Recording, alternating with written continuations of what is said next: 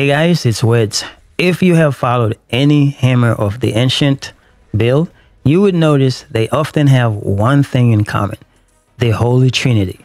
This is how they are able to do the big boy damage that you can one-shot anything in the game with.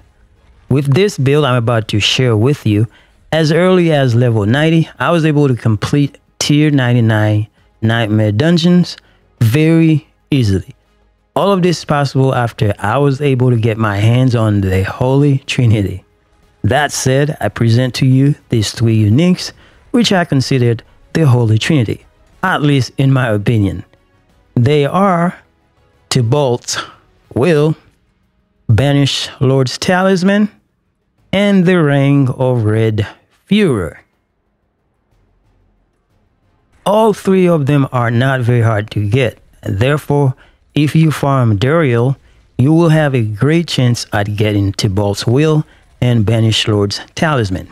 For the Ring of Red Furor, you can farm Varshan for a better chance of getting it, but you can also find the ring by just playing the game. I've gotten at least one from doing Hell Tides, and a friend of mine got one from just doing Blood Harvest. All of that said, if you want to do some serious big boy damage, you need to get your hands on these three uniques. However, if you don't have any uniques at all, I also have a HOTA build that requires none of that. And it can carry you all the way to level 100 or until you find the uniques that you need. Without further ado, let's go over the gear and aspects. Now, for your convenience, everything will be posted on d4builds.gg so that you can see everything in better details. For that reason, I am not going to spend too much time on the gear and aspects. Let's begin with the helmet. Now, on the helmet, we are using the Ironblood aspect. Now, we are using this because it's also good for some good damage reduction, because we are using some bleed element in our build. You'll see in a minute. Now, as far as stats are concerned for the helmet, again, everything is on d4build.gg, so you can see all the stats priority, but you need to try to get some total armor on there, and as well as some cooldown reduction. Those are very important on the helmet. And strength is very good, but the only thing that you won't need on there is the barrier generation. Now, for our chest piece, we are using the aspect of disobedience. This is where you need to try and get yourself some very good damage reduction. So all the damage reduction that you can have, make sure you get it on there. And also total armor is very important there, because we're trying to reach the cap. That way we not struggle when we are doing those high nightmare dungeons. And then for our gloves, we are using the Relentless Berserkers aspects. And for this aspect, this is what's gonna help us to stay berserk a lot longer. So you want to put that on there. You don't have to put it on this piece of armor, but make sure you have this on your build. But the most important thing about the stats, just trying to get some ranks to the Hammer of the Ancients, max if you can, but if not, just however you can get it, just make sure you get it on there. All stats is very good, but trying to get some attack speed if you can, and also if you can get some overpowered damage on there, then that would be awesome too. Now, for our pants, we are using one of the Holy Trinity. That's the Tybalt's Will. And you know, this one is going to allow you to do some big boy damage. And also that gets you unstoppable every time you evade. And evade is the name of the game for this build. So you're going to evade a lot so you can get your resource as well as become unstoppable. This is great. This is probably one of the best piece of armor in the build. So you need to make sure you're trying to get yourself one of those. Now, for our boots, we are going with the Ghostwalker aspect, but on the stats, you just make sure you're trying to get movement speed on there. And then if you can get all three resistances on there, then that's going to be great. That way you don't have to struggle for using gems to get resistances. So the higher, the better. So trying to get that on there. And also, as you can see, you have that unstoppable there, and every time you evade and you go unstoppable with the one of the vampiric powers, you also start going fast. This is why my build, I go really fast, and I really enjoy that. You know, Barbarian can be very slow, but the movement speed and also the unstoppable and getting you to go fast, it is very good. Now let's go with the weapons. Now for the weapons, ideally what you want to do, you want to make sure you get a two-handed mace on the bludgeoning part, and you also make sure you need an axe on the slashing part, the two-hand slashing and two-hand bludgeoning. And also in the middle, you're just trying to get mace, like the legendary mace, because you want that overpower damage. But I only have a sword here, but that's all I have. But once I found a mace, I'm going to replace this because the mace is a lot better for the build. Now, as far as the aspects are concerned, I put the Edge Master's aspect on there, but you can switch the aspects around for the weapons. That's the one that I have here. And with the two-handed weapon, whatever aspect you put on there, it's just going to double the stats. That way you can do bigger and better damage. Now, when it comes to the stats that you want on all the weapons, just trying to get strength, all stats, damage while berserking, and also overpower damage. Those are going to be the ideal stats that you need on those weapons, but it is going to be whatever you can find at the beginning, because you know how the game is. RNG may not be on your side, but trying to get those three stats that I mentioned: strength, all stat, overpower damage, and damage while berserking. Those are your priority. Now for our first one-handed weapon, we are using the aspect of Berserk Ripping. These aspects right here is what's going to allow us to bleed the enemy, and then while we're bleeding the enemy, we're also getting our damage reduction from this aspect right here. So this is great synergy between those two aspects. Doesn't matter where you put them in the build, you just have to have them on there. Again, we already talked about the stats, so you already know. Same thing with this, we need the same stats, but as far as the aspects, we are using the aspect of Ancestral Force. This aspect is a must for the Hammer of the Ancients build, so you need to make sure you get this on there. You can also get this in the Codex if you haven't found it by RNG, so just put the one in the Codex on there. And for our two-handed slashing weapon, we are using an axe, and then as far as the aspects is concerned, we are using the aspect of Limitless Rage. Now, those are all popular aspects for any barbarian build, so you just want to make sure that you get this one. For this one, the more points you generate while you are at maximum fury, you're gonna do bigger damage with your Hammer of the Ancient. So this is a very good one. Stats, again, we already talked about this. Now let's go over our jewelry.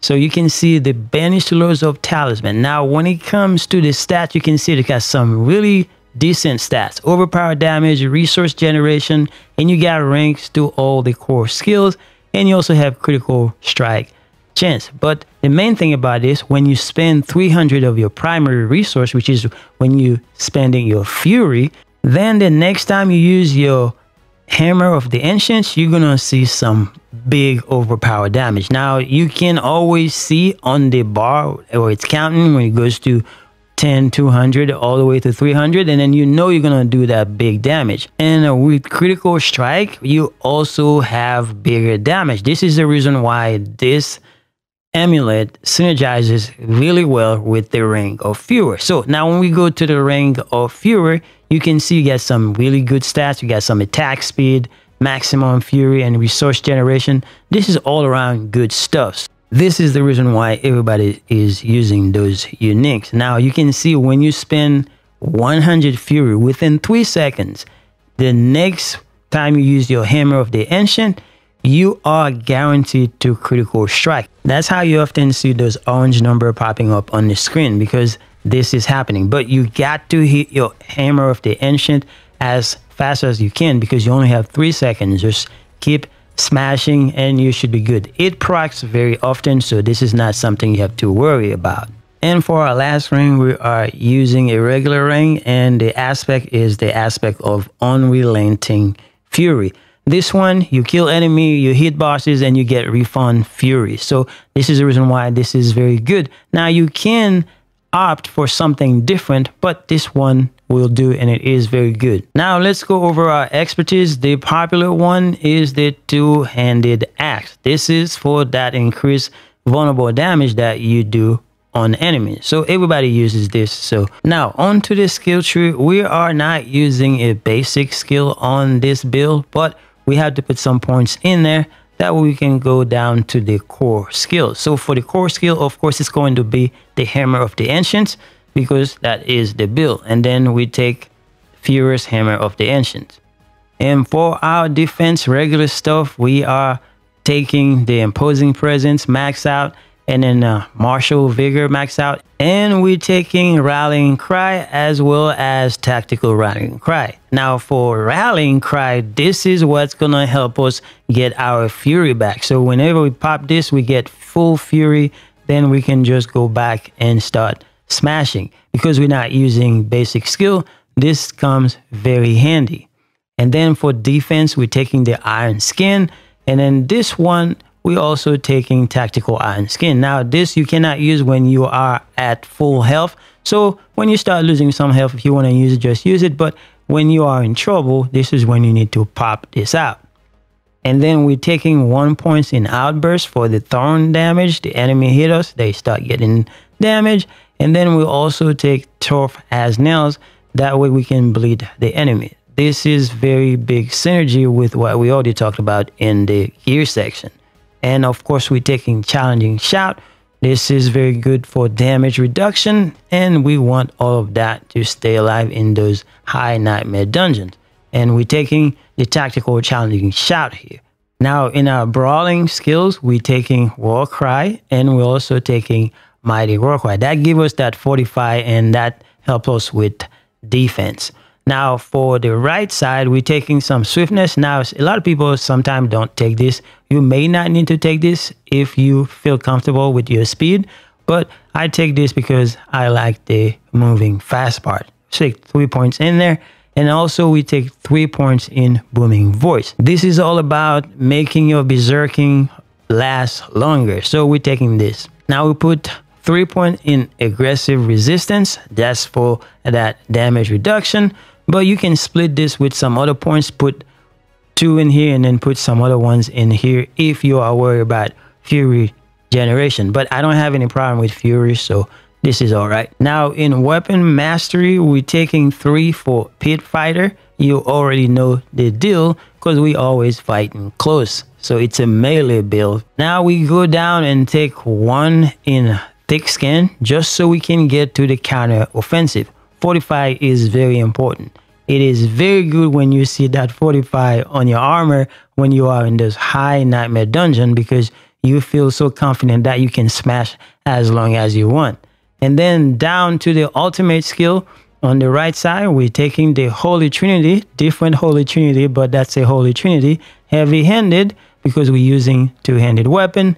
And we also take Wallop, bludgeoning weapons. You can see all that. And then we take the Brute Force. That overpower damage is great. So make sure, if you can spare some points, make sure you put some points in all 3 of them. This is going to help out. And for our ultimate, we are taking the Wrath of the Berserker. This is one of the reasons why people are able to do some big boy damage, one-shot things, because this is in conjunction with everything else that add a lot of berserking damage, movement speed, and a lot of stuff. This is very good to take. And then that's it, take the place of the basic skill, in my opinion. So it is worth that switch. And then we take it all the way to Supreme Wrath. And we put a point in Tempered Fury for some maximum fury. And we also put some in Invigorating Fury. This is for that little healing that we can get every time we spend our fury. So it makes sense to do it. But you don't have to take this one if you have other options. That could be 1 point that you can take out and then use somewhere else if you want to, as long as you are good to go when it comes to healing. And lastly, for our key passive, we are taking the Unbridled Rage. This is the big boy damage, but you spend a lot fury a lot faster, which is good for the build because that's what we're trying to do, so we can get the advantage of the ring and the amulet. So this is very good for that, make you spend that fury a lot faster so you can get those big benefits. But a lot of people also mess around with Unconstrained because they don't want to use their fury as fast. So you can try that if you want and see how this works out. But either way, you are going to be fine.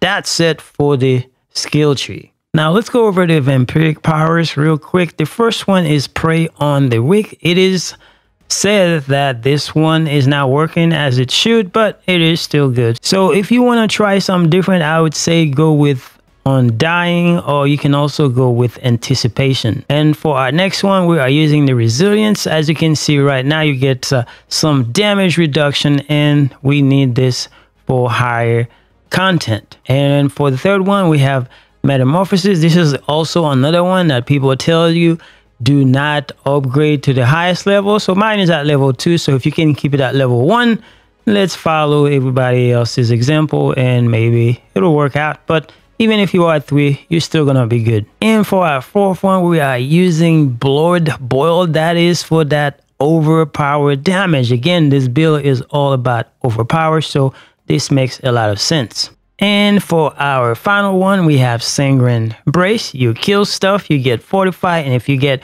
more fortified than your maximum life, then you get critical strike stance. This is very good. Fortify is good for the build, so make sure you take this. Now onto the Paragon board. For Paragon board, I went to so many different ones, so I am going to tell you that this is going to be based on what you want. So you can follow some guide and see what kind of setup they have and see if you like what they have. So I went to so many different ones and I stay on this one because I follow this guy and he had a very good setup that gives me a lot of armor. So that's why I stick with this one, because it works for my build. So just do the same thing. Just follow some guy like Maxwell or watching some of the YouTubers and see what kind of setup they have for the HOTA build, and then you can just see which one is the best for you. So that's what I do here. Now for the first board, I started with Wrath because I see that it makes sense. You only have 25 dexterity to actually activate everything, so that's why I picked this one, because it makes sense for me.